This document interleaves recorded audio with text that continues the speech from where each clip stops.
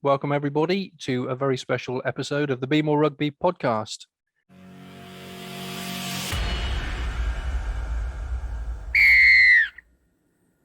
Jay, how are you? Very well, thank you, James. Yep, doing really well, thank you. Good.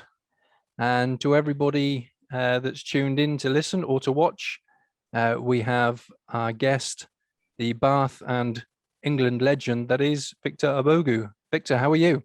Yeah, hi everyone. Yeah, all good, mate. All good, and thanks for the invitation.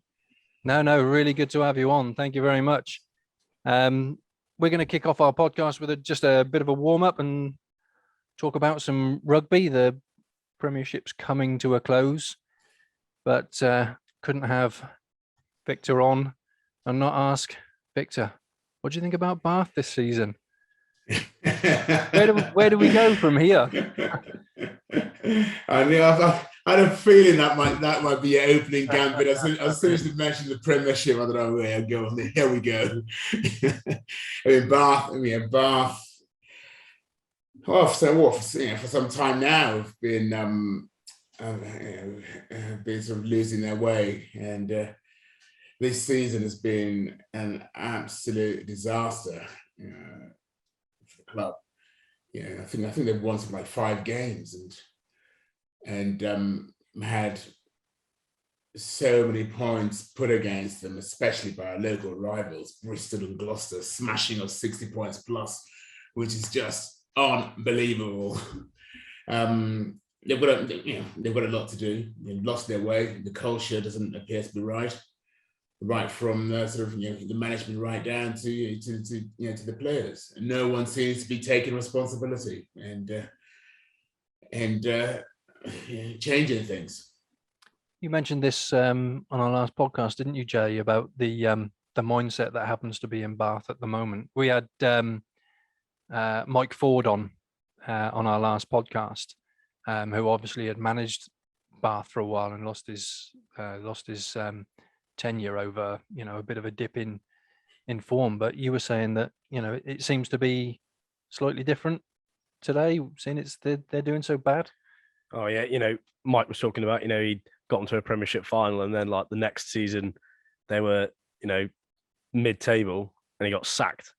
And then I just feel like you said there, Victor, everybody seems to be bulletproof. There's no like responsibility, and I know they've had a big haul out, got some some new blood in, had a good recruitment thing, and I think for them what they need to do is just park this season. Their fans need to park this season as well, and I think they need to look at next season seriously and not have any crazy targets like we're going to win the Premiership or maybe even be in the top 4. They need to have a look at how can we get in the top 8 and stay in there and be a good competitor. But the biggest thing for me is the amount of points they've shipped this season. They need to seriously look at their defence. They need to have a good look at it, see what they're going to do. And that needs to be their goal for next season is we need to concede half and then half again the amount of points we conceded this season. I've been a Bath fan for forever, and Victor, to have you on's a joy, to be honest with you, because I loved we'll call them the glory days. Well, they were the glory days. They were. And the good old days. My sons now, as sons happen to do, they follow you in their support of clubs. And my son's a Bath supporter, and I kind of feel bad that he's not seen what Bath were once capable of. Do you think they've got a chance to get back there, or is it rock bottom is a good place? I don't know. Rock bottom is never a good place. I mean, rock bottom is never.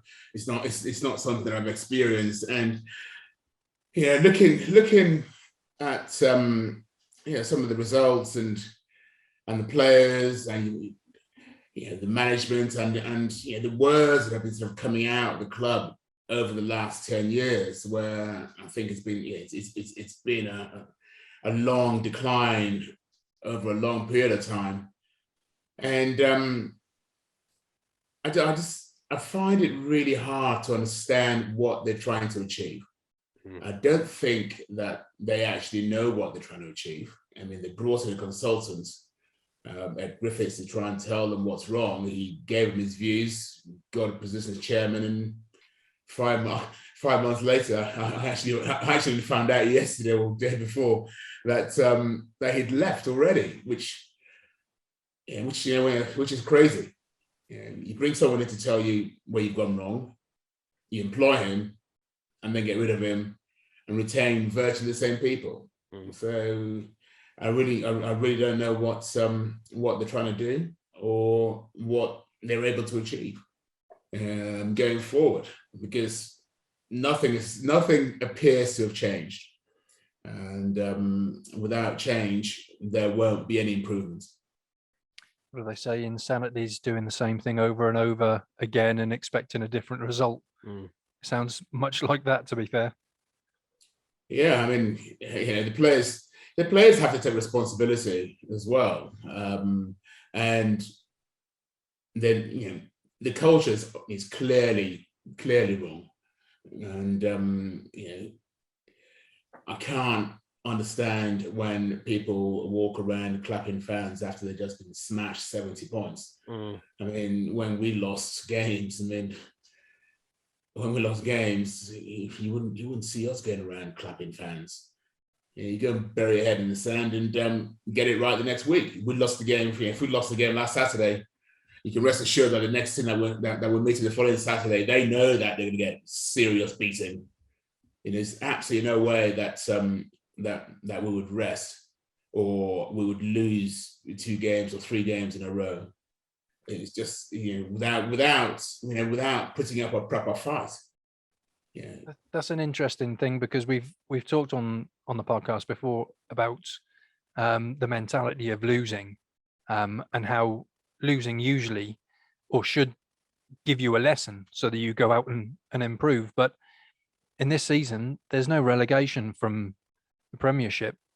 Do you think that's affected Bath or the clubs and thinking we're safe anyway? Why try? There's no loss. That has saved Bath for being relegated, but I don't think the issue of relegation is responsible for the lack of performance. I mean, we're not. If you look at the team sheet, I mean, and the squad. That's a very strong squad in terms of the names of the players that are there. So that is not translating into a team performance. If you look at the last game against Gloucester where they lost, I can't remember, it was just by more than the score that we put on Gloucester in the 1990 Cup final. But, those aren't bad players. How can they ship in so many points? It's got to be a cultural thing. It's not a lack of skill, lack of talent. It's a lack of culture and a lack of desire. To lose by that many points, it's just crazy. Just doesn't make sense to me. I think we'll probably come on to culture later on in our podcast as well and talk about that. Well, Victor, thank you. I think we'll kick off the first half. Welcome again to the Be More Rugby podcast. I'd like to start off by going back to where it all started for you, because I know you came from Nigeria to Devon. Is that correct? Yeah, that's correct. I mean, I was born in Lagos. I grew up in Lagos and came across to England as a 13-year-old and went straight to Devon, to a boarding school in Devon. So I think one day I was in 90-degree heat in Lagos. The next day I was in snow drifts in isolated Exmoor. So it's a major culture shock. Talk about culture. It's a serious culture shock. And is that where you found rugby then? Yeah. Well, that was. I mean, I'd never heard of rugby. I mean, in Africa. Yeah, my sport was was soccer.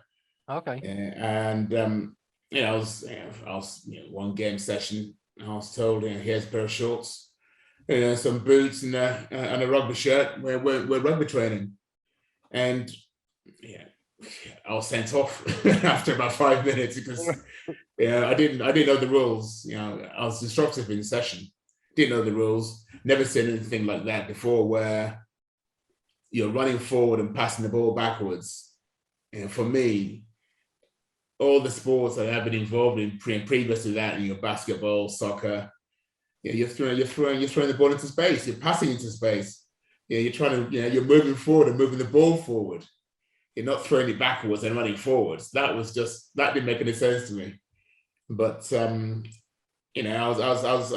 was fortunate enough to be, good at ball sports, and picked up rugby the following year because that was what all the kids did at school. That was the school, the main sport at school. And if you wanted to get on with all the kids at school, it was useful and helpful to be part of the rugby community. So you were thrown into it then, more so than sort it out. Yeah. I was thrown into it. I had no choice. It was either that or. In fact, when I was sent in to go and learn the rules, I ended up playing table tennis, for the rest of that term because I enjoyed playing table tennis, and it wasn't the warmth. It wasn't outside.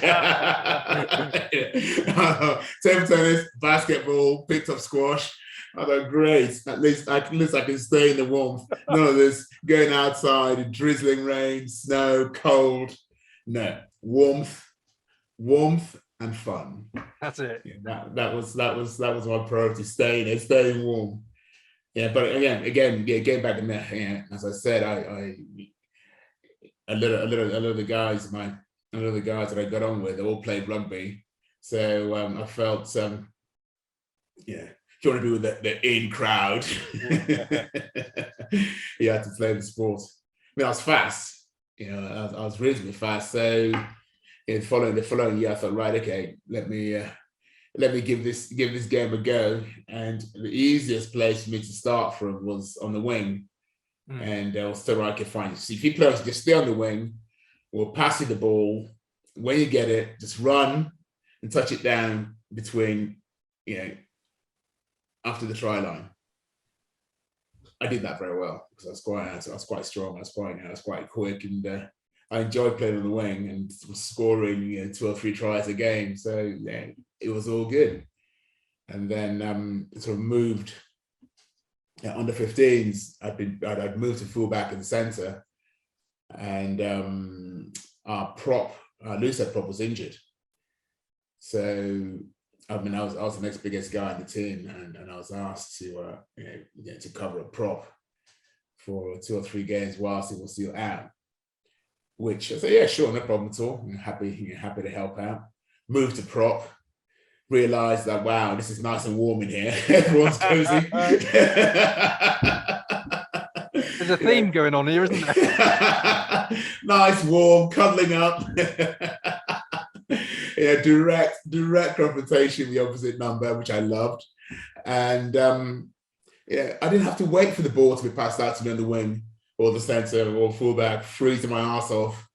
I could go in there, get the ball in the rucks, run through everyone, and I just loved the physicality of it. That's good. And ended up staying at prop. For the rest of my life. Did you find that a more natural position then than out on the wing or as a back? I just found it a lot more fun. Well, firstly, it was warm. Secondly, the physicality. I enjoyed the physicality of it, and I didn't have to wait for the pack, the scrum half, the fly half, the centres to ship the ball out to me on the wing where I was freezing my ass off. I could get involved in rucks and mauls, go and wrestle for the ball. I was stood one in the line, peeling around for the tap ball back to me, and running from the backs. It was great fun. I really enjoyed it, and enjoyed the fact that you were there, face the opposite number, which was awesome. And the camaraderie in the pack was so much better in the back line. I just enjoyed being a forward and a prop.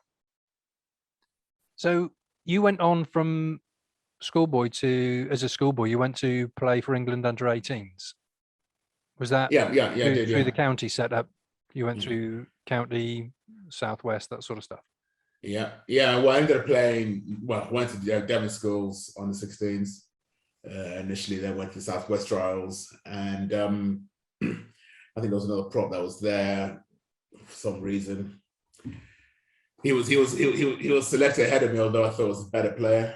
But I think there was a bit of favoritism going on there, and sort of came across him again in the under-18s trials, and I just knew that I'd have to play much better, put it out of discussion. Actually, who was the better player? So just had to try much harder and put it beyond doubt, and ended up being selected and went all the way to play for England under-18s.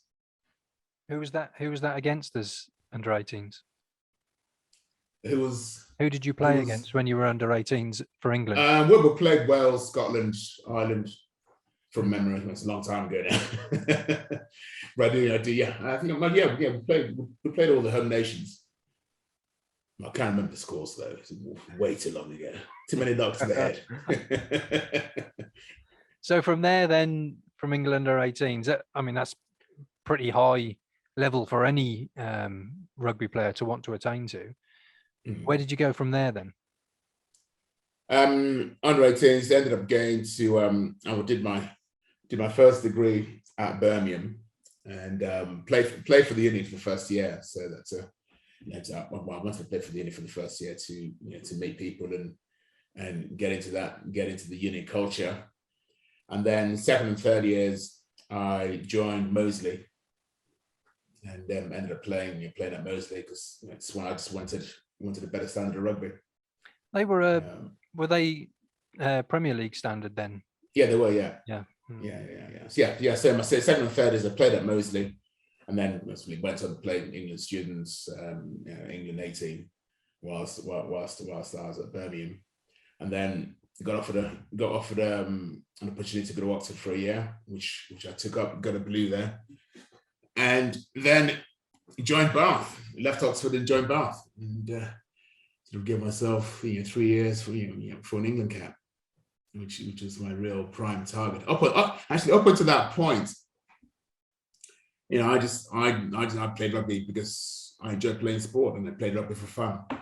And it was only until when my sort of final term at Oxford where I had to make a decision whether to sort of follow the rest of the Blues in the city or try for a full England cap. And that was when I really had to make that decision whether to take rugby seriously, because I guess growing up in Africa, being born in Africa, no rugby heritage whatsoever. It wasn't really on my playing for England wasn't on my radar. Playing rugby wasn't on my radar. I was fortunate enough to be good at it, and at that point, I made the decision that I played for England schools, played for England students, played for the England 18. The only thing that eluded me was a full England cap, and I didn't want to look back in 20 years' time and think what might have been. Yeah. Which is why I thought, right, give myself 3 years to see if I can get a cap within then. If not, I can still get into the city and start a career at that juncture. And the reason I joined Bath was because Bath were the top side in the UK at the time. They had Gareth Chilcott and Graham Dorr playing for England, and Richard Lee playing for the England 18. So I thought if I joined Bath, if I could break into that front row, I'll be nicely set up for an England cap. Yeah. I had also find out very quickly whether I was good enough. So I mean, Bath was the route I chose back in the day. Was that a gamble for you, or were you pretty confident that you could achieve what you'd set out to?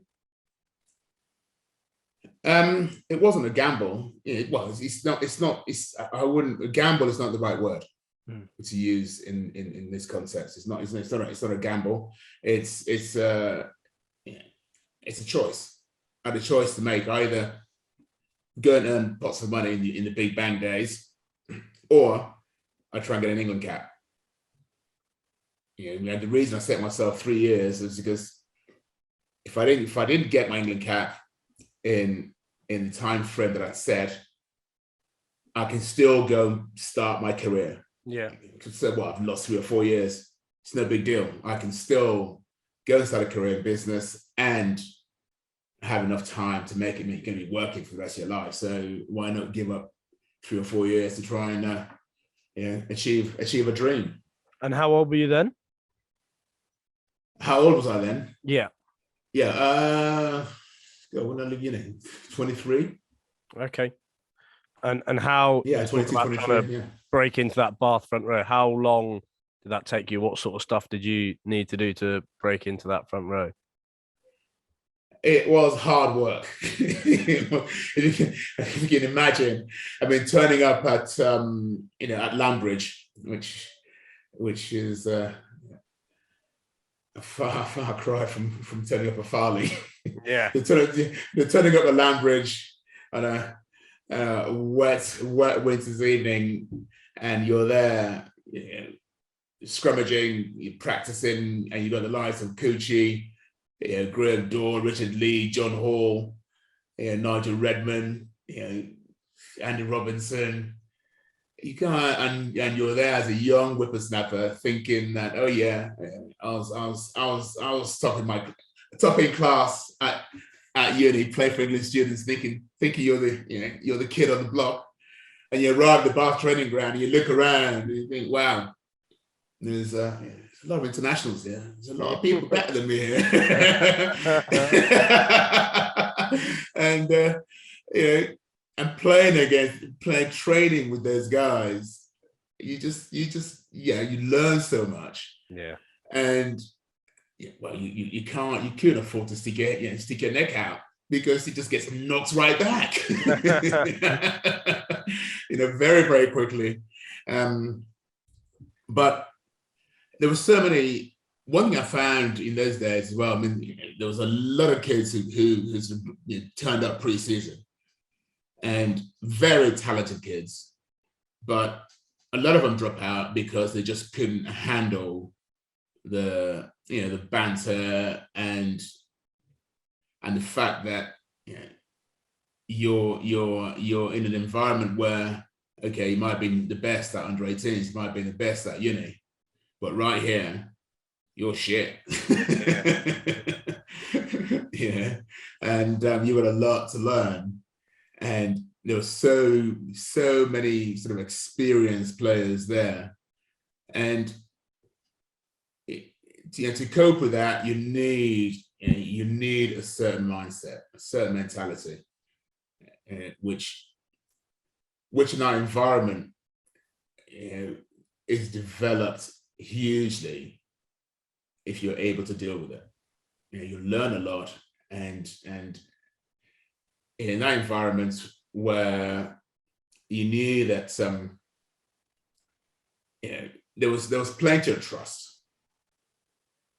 There was plenty of trust. You knew you could count on the man next to you. And that in itself gives you the confidence to sort of concentrate on your job at hand, so that collectively everyone's performance is right up there. And what you've spoken a lot about culture and stuff like that. What a culture that creates. I mean, there's a lot of people that are desperately trying to recreate that, and have everybody, whether it's in business, whether it's in sport, everybody wants their culture to be perfect, because like you just described then, you're able to focus on your scrummaging, you're able to focus on your ball carrying, because you've got that trust in everybody else that you're working with, and it just makes such a massive difference. Yeah, sorry, what's the question? No, it wasn't a question. It was just building on what you were saying, and agreeing with you on the stuff, and what that sort of creates. I suppose my question would be, is were you conscious of that at the time? Were you looking at it and going, do you know what, this is building the culture that's now creating the success, or was it just happening without you even knowing it? it's one of those things where I mean, Bath were winning before I got there. Mm. I went into that culture and grew within that within that culture. I mean, it took me ages to break into the team. I mean, for the first, I always remember the thing when I first came down to Bath. I think the first game that I went to, I just went along as a spectator with the team, and that was Gloucester away. And I remember sitting there going, "Oh my God, these are gladiators!" And you hear the roar of the shed and the abuse and the whole energy of the place of that Bath Gloucester game. Yeah, I was sitting there thinking, "Ooh, I'm glad it's Cooch that's out there." You know what I mean? Yeah, you sit there as a young whippersnapper looking at that, and you admire the occasion, you admire the confrontation, and you admire the support of the fans, both home and away. Yeah, and he just it was a huge occasion. And for me, that really spurred me on to go, right, you know something? I want to be playing in that game. Yeah, I want to be playing in that game.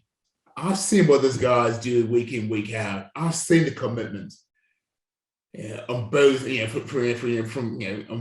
on both sides at that game, where you see the Gloucester guys coming in, the Gloucester fans supporting, the Bath fans supporting, the Bath players. It was such a huge occasion, and it meant so much to everyone, in the Bath team, and it meant so much to everyone in the Gloucester team. That was a real battle, and that really got me excited. I wanted to be there. I wanted to be part of that team. To watch Bath and to watch those guys play in that sort of environment was just awesome. And this absolutely awesome. This is pre-professional game. Yeah. Oh yeah. We're talking. How did that 1989. change when the game became professional? Because you played on both sides, didn't you? Yeah. I mean, it's you can't. Well, it's difficult. It's difficult to compare both. You talk about professionalism and the amateur days where the players stayed at the same club for the vast majority of their careers, as opposed to I only played in the first 4 years of professionalism. And you could notice that those local derbies are sort of lost. We're starting to lose a little of their of the sort of special occasion, special occasion environment, if you know what I mean. You just don't get the same feeling because I guess with the frequent movement of players, you just don't get that same club loyalty and intensity because they never experienced what a Bath Gloucester game was like, or the new guys, what a Bath Bristol game was like. Yeah, you can't lose to Bristol. You can't lose to Gloucester.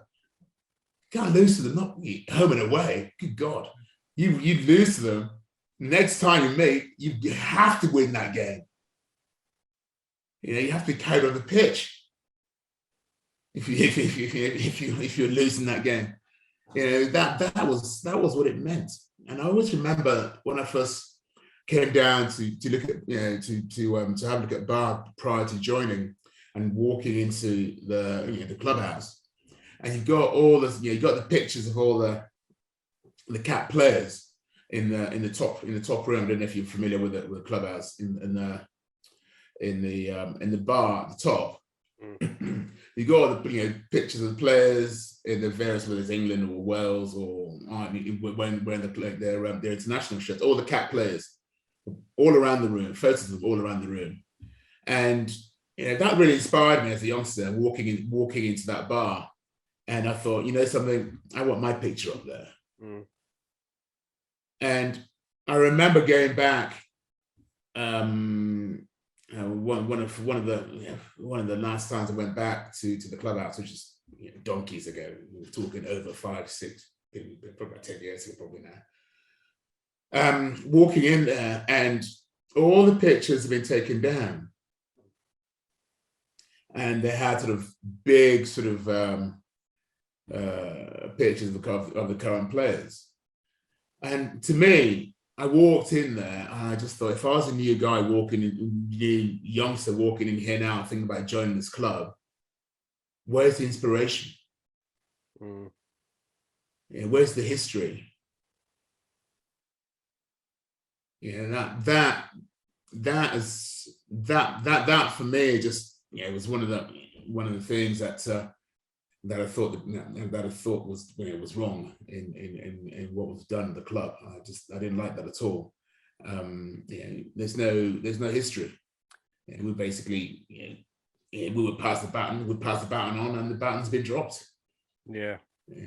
When Bath's crest's got its the date in which it became Bath Rugby emblazoned across the top of it, you would think that the history would be important enough to have those memories throughout the ages of where it came from, what it once was, what it could be again.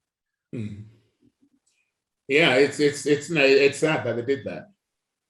I mean that was for me, that was a significant change. Not many people would probably noticed, but it was one that I noticed, and I know that it was one that when I first walked to the clubhouse, and I thought, wow, I was inspired by that. Yeah. Did you ever voice your concerns, ever voice your opinion on it and how bad you thought it was? No, not at the time. It's like, well, not at the time. I looked at it, I thought, okay. I'm surprised. What's happened to all the pictures? So taken down. I thought, okay.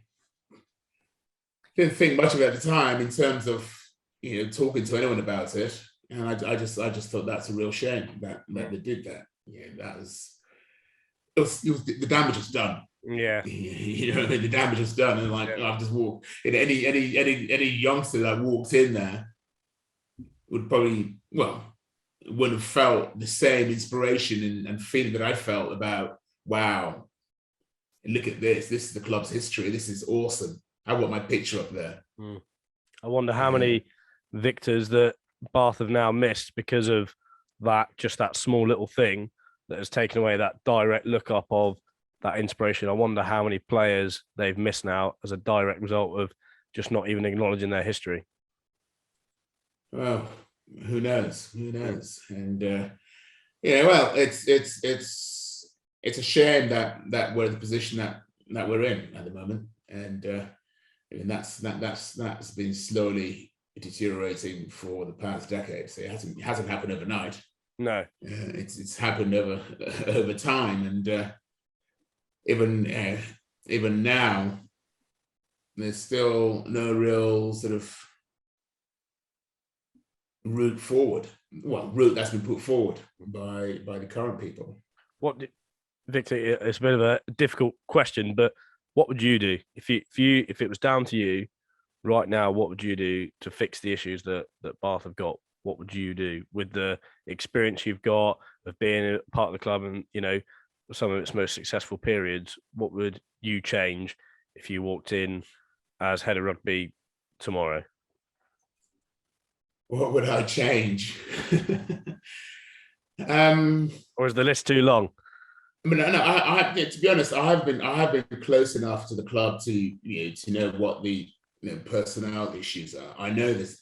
It doesn't take a rocket scientist to work out that there are cultural issues, and you see the revolving door of players and coaching and stuff hasn't helped. No. To build any long-term success, you need people who've been there together for a reasonable amount of time. You're not gonna buy success. by bringing in rock stars for one season or 2 seasons and getting rid of them. You're not going to build any continuity. You're not going to build any continuity at all.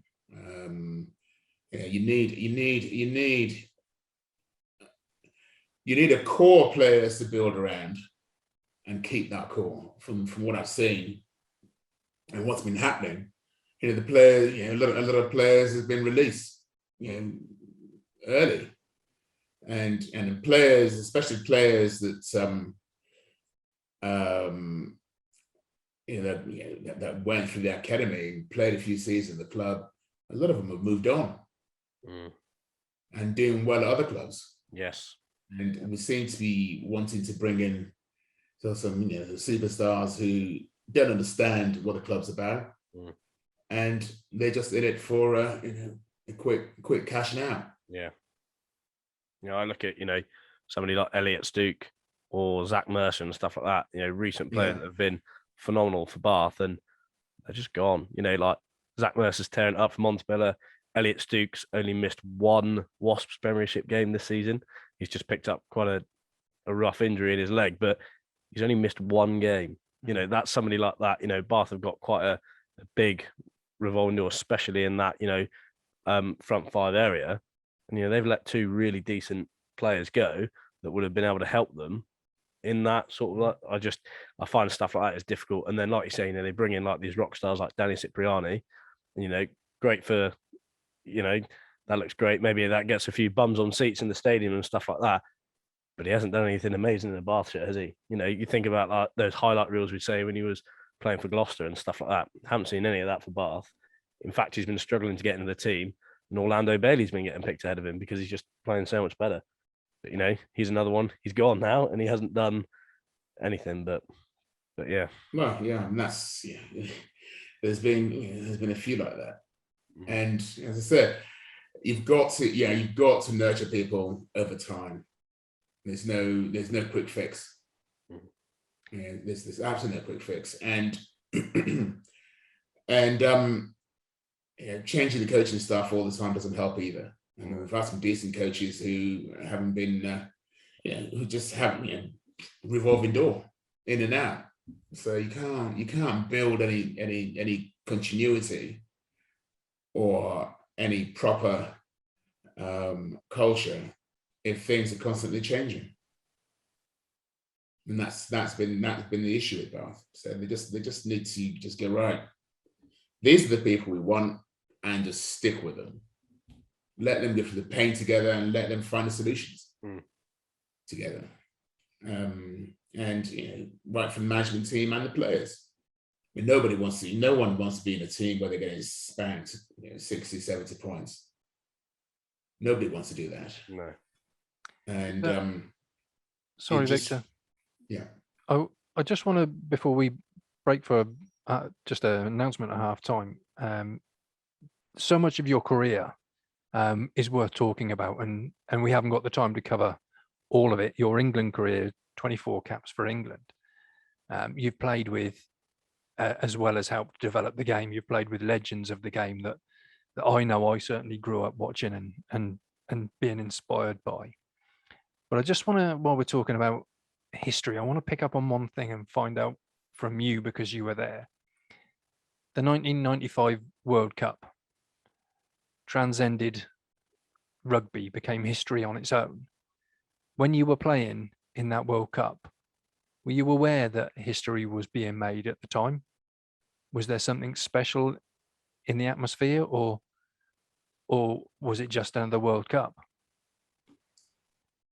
I mean, there was something very special in the atmosphere. I mean, playing in South Africa was an awesome experience, and touring South Africa in '94 ahead of the World Cup in '95.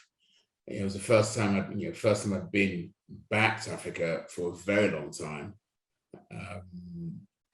because I never, my family was ever in England, so I wasn't your traditional African kid who came during school term and went back home in the holidays. My home was here in England, And so South Africa in '94, I think was the second. Yeah, I think the second time I'd been back to Africa since I left Nigeria. And it was the very first time in South Africa in '94. Nelson Mandela just been, was president of South Africa. There were changes taking place, but you could still, there was still, notice all the apartheid stuff. Compared to say '95, who came back following year, things were a lot looser, and especially following the World Cup final, where you had whites and blacks dancing together in the streets in South Africa after South Africa won the final. That victory, truly galvanized the nation.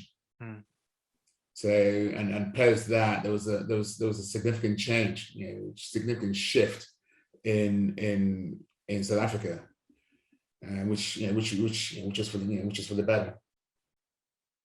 And during the World Cup, while you were out there, you were obviously, because looking back in history, it's easy to see how it all unfolded, but you could tell that it was the nation was changing. Oh, definitely. Definitely. I mean, after the final, and just walking the streets and just seeing everyone celebrating, irrespective of race, color, or creed, it was just a fantastic sight, to see, and people talked about it after the World Cup. Following things, I think it's '97 was the England tour. Or I think something like that. England toured in the '97, obviously the Lions tour as well. You noticed the huge shift in South Africa, which is felt all over the world, and it was an absolutely immense time to be there. It was awesome. To have witnessed that and been there, met Nelson Mandela, and actually seeing how the country had changed in such a short space of time because of rugby. That's amazing, really amazing. I wanted to get that in for the podcast because I really wanted to get your view on it from we've all seen the movies and we've all seen the documentaries, but to speak to somebody that was there was amazing. Thank you. Yeah, especially Jonah Lomu as well. Is he? I mean, he seriously put rugby on the map in a very big way on a global stage. I mean, that was his World Cup. That was his World Cup, and the whole world took notice of it, irrespective of what sport you were in or not. If you even if you went into sport, everyone heard about Jonah Lomu. And that was and that semi-final was his defining moment. Absolutely. I think we'll just have a very brief halftime then, just make a few announcements.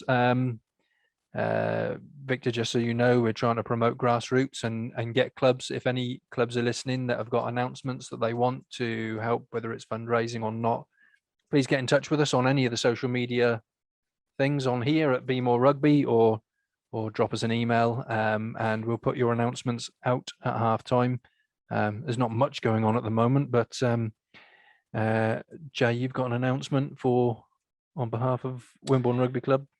Just wishing Mike Fort a very speedy recovery and hope he does well. Anybody who's at Wimborne Rugby Club knows, I know him as Stat Man. A lot of other people know him as Money Man, but he's an amazing part of the club and does that.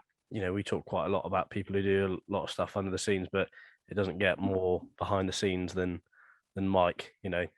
I'm guaranteed, I've got a bit of a love-hate for Mike, because I think every penalty I gave away, he'd mark down, and then unfortunately Barry they'll make me run a high me for every single penalty I gave away, or put me through some horrible drill. So I hate you, Mike, but I love you, Mike, as well. So speedy recovery, mate, and hope you feel better soon. All the best, Mike. And also Wimborne is looking at its potential new facilities, and call out to anybody that would like to volunteer and help with preparation, planning, consultancy on how we develop into the bigger role of running a bigger club would be very helpful. So again, either get in touch with Wimborne Rugby Football Club or drop us a line. Happy to put you in the right directions. So second half, Victor, this is where we'd like to talk to you about the culture, the mindset, the lessons that you've got from rugby, and share with our listeners how it can help them as well. So we'd like to start the second half off by asking the question, what does rugby mean to you? What does rugby mean to me? I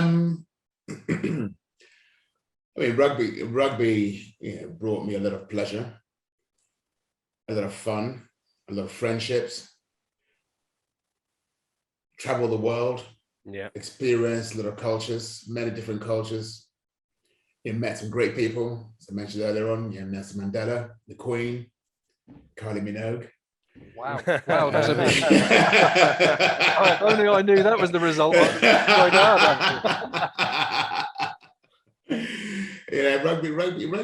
Rugby's been great. I mean, it wasn't on my radar growing up as a child in Africa, but it derailed my initial career path.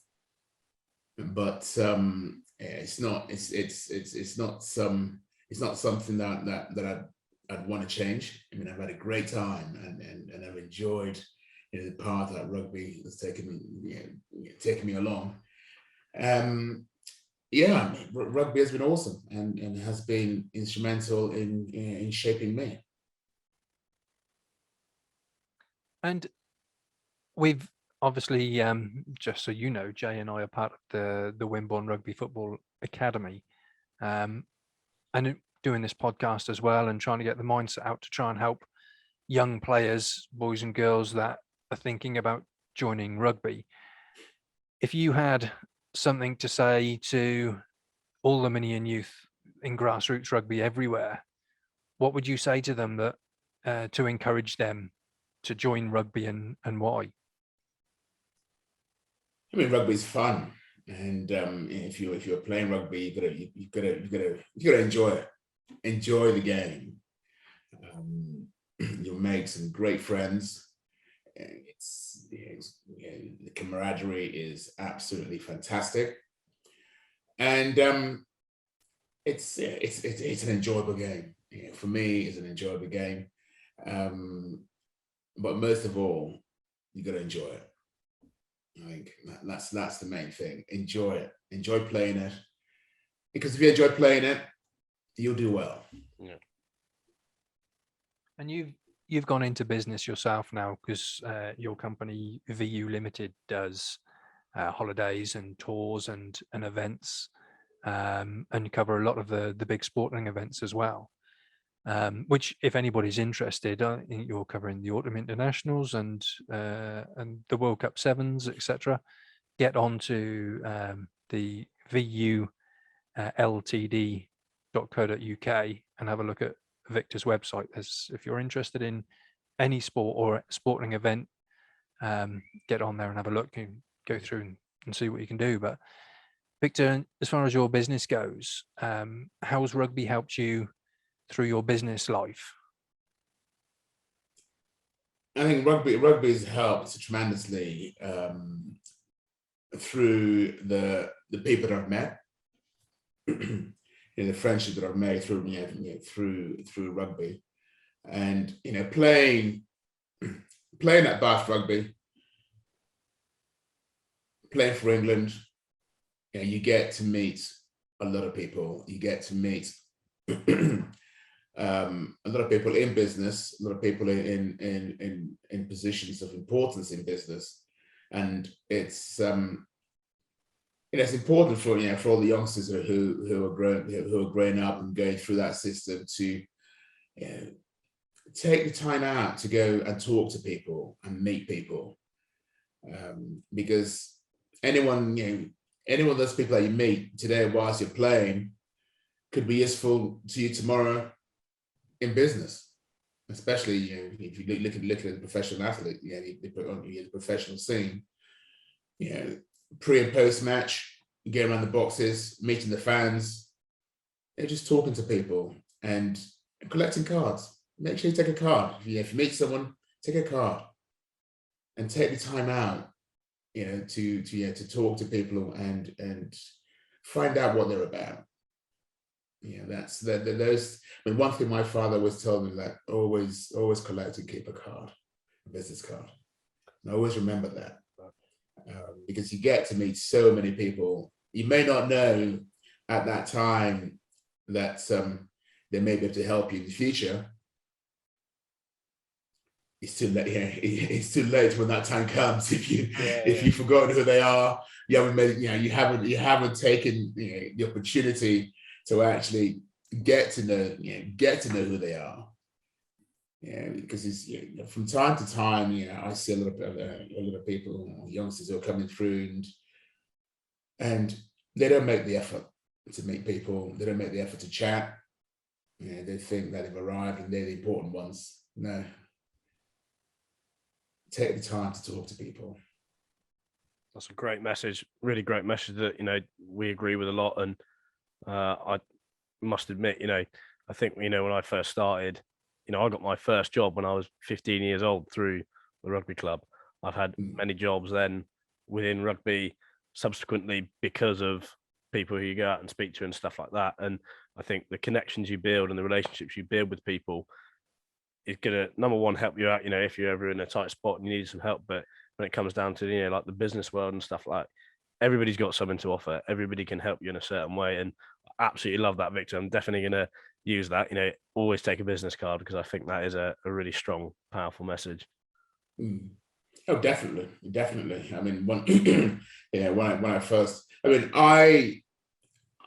plan to go into sports, hospitality, and event management.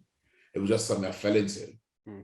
Having sort of finished sport, got involved in the bar, Shooters Joe's in London, sold that, and then, in fact, at the '95 World Cup, I met a guy who ran a small travel business, and we were just chatting at the table in Sun City. Gave me his card and said, "Look, let's have a chat when we get back." We met up, had a chat, and he was looking at setting up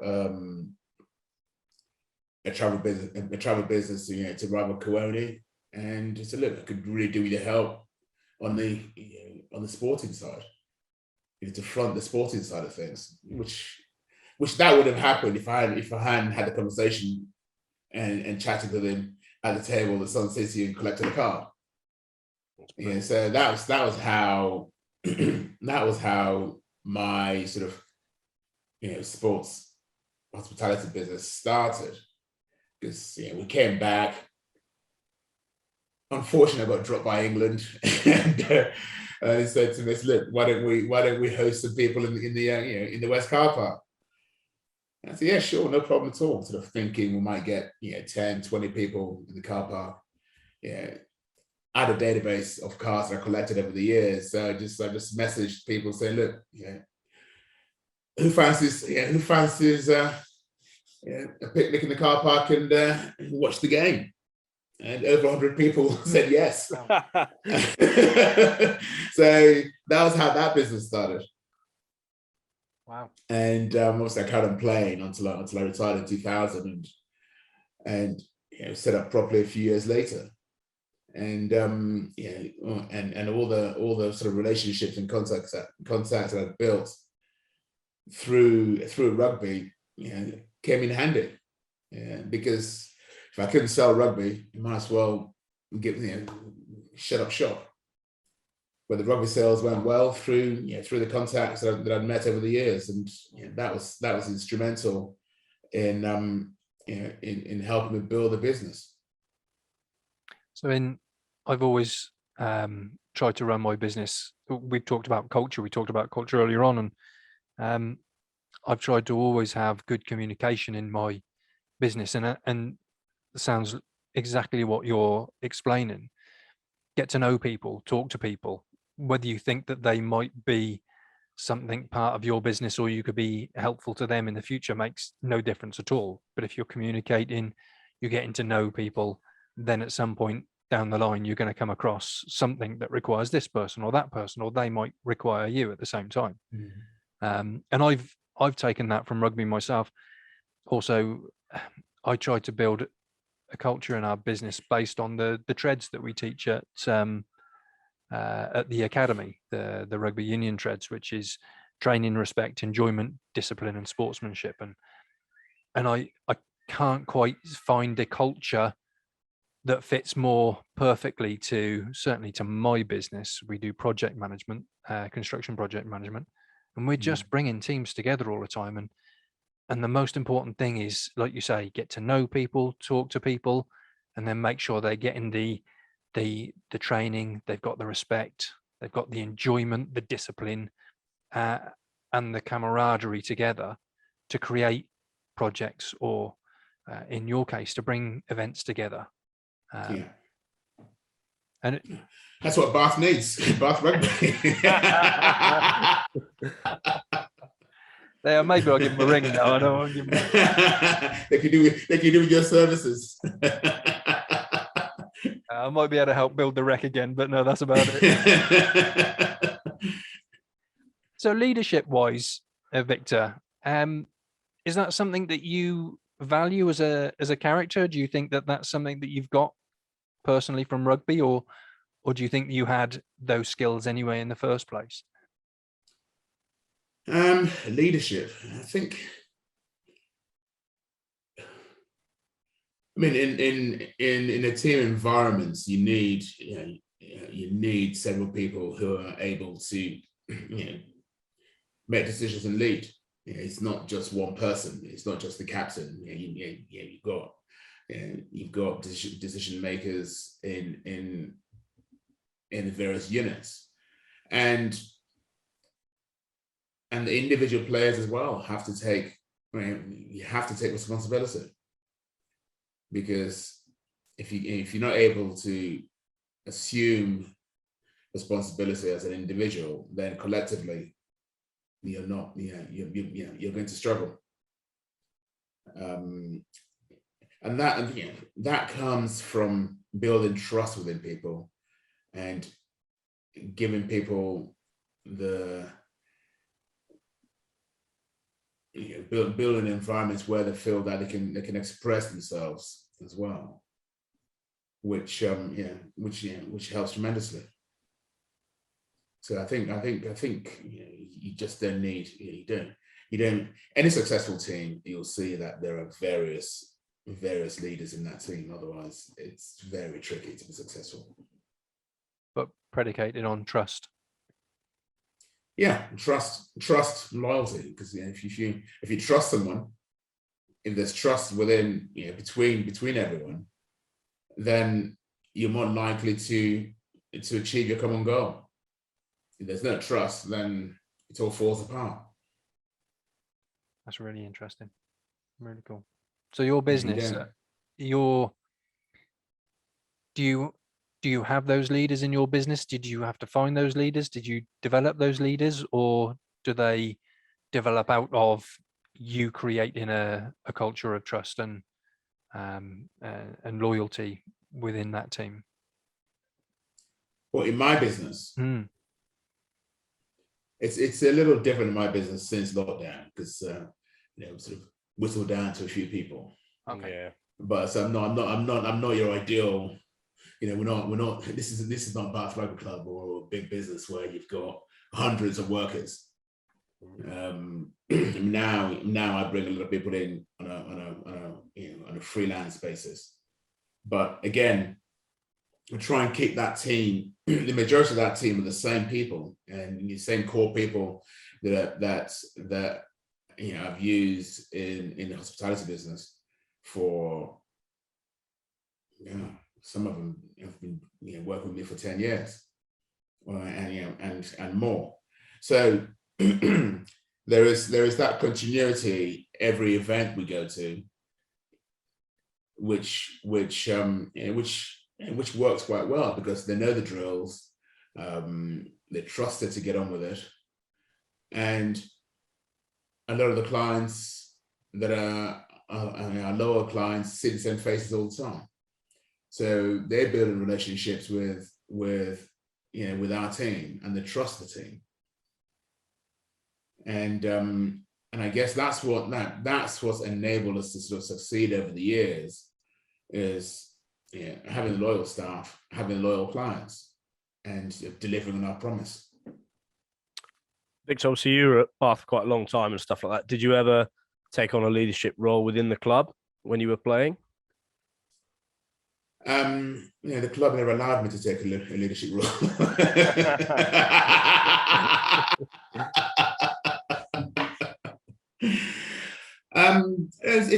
It wasn't a situation where I had to take on a leadership role, because I was lucky enough to play for 10 years at a club where we had outstanding individuals. And everyone worked together, and everyone, there was respect, there was trust, and if I wanted to say something in the meeting or say, look, this is how we should do things, I could do that. And I guess in the first time when I first joined the club, you had the senior leadership group who, obviously, because of their breadth of experience, made a lot of the decisions. However, you're still listened to as the newbie. If you're on the team, you've got a voice. That's brilliant. And if you pipe up and they don't like it, you get slapped back down. But that's life. Yeah. But you're not scared to pipe up. You're allowed to pipe up, but make sure it's bloody good. But as time went by, of course, I assumed more of a sort of a senior member. But I never saw myself as that. I just saw myself as one of the guys in teams, and I played a very important role. Like Mark Regan next to me, or David Hilton, or Andy Robinson. We were expected to do our jobs, and we were given the freedom to do our jobs, and we knew that we could do our jobs. And so we had a game plan that we would agree. We knew how we wanted to play, and we knew that no matter how tough it is, no matter if we're down or behind, we knew that Jerry could do something, or Phil de Blanville, or Mike Cant, or me.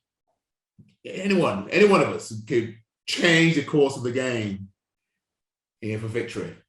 We just knew someone from somewhere. It could be me, it could be Ollie, it could be any one of us. We just knew that we always went into every game knowing that we were going to win. We had that sort of winning mindset, which is quite important. We keep very important. Set boys down. We knew that we could win. We knew that we were going to win. It was just a matter of time. That's great. Yeah, that is. We've been trying to instill that in the academy, that winning mindset. We've had a few times where the lads they've had a bit of a slow start. They've dropped behind, but trying to get into their heads, actually, just because you're behind doesn't mean to say that you've lost. You might be losing, but get that head in the right place. Use those top 2 inches and turn this around. Get that mindset in of, yeah, you can win this if you work together, if you pull together everything that's been done on the training ground, if you put together everything that you've been working towards. I suppose then you just go back to that culture. Of trust, Well, trust and loyalty. trust and trust in the people around you, and and the culture, trusting the people around you, and knowing that you can count on Joe to your left and Billy on your right. If you know you can do that, then you're in a very good place, because you haven't got half your mind on thinking, oh my God, he's not going to cover, so I need to cover for him and do my job. Yeah, you don't want a situation like that at all. Of course, someone in your position does something brilliant, anyone can get thrown out, of course. But then you know that the guy next to you's got your back if something like that happens. Yeah. It's because it's not always going to go your way, unfortunately. Right. You just have to have the confidence, and that comes from being together with people for some time. You're not going to build that trust and confidence in a season. It comes from being together for some time, and that's only time develops that. Brilliant. It is, Victor. I think we're going to have to end our talk there. I could talk to you for a long time, because it's just fascinating to get that mindset of somebody that's been there and achieved what you've achieved.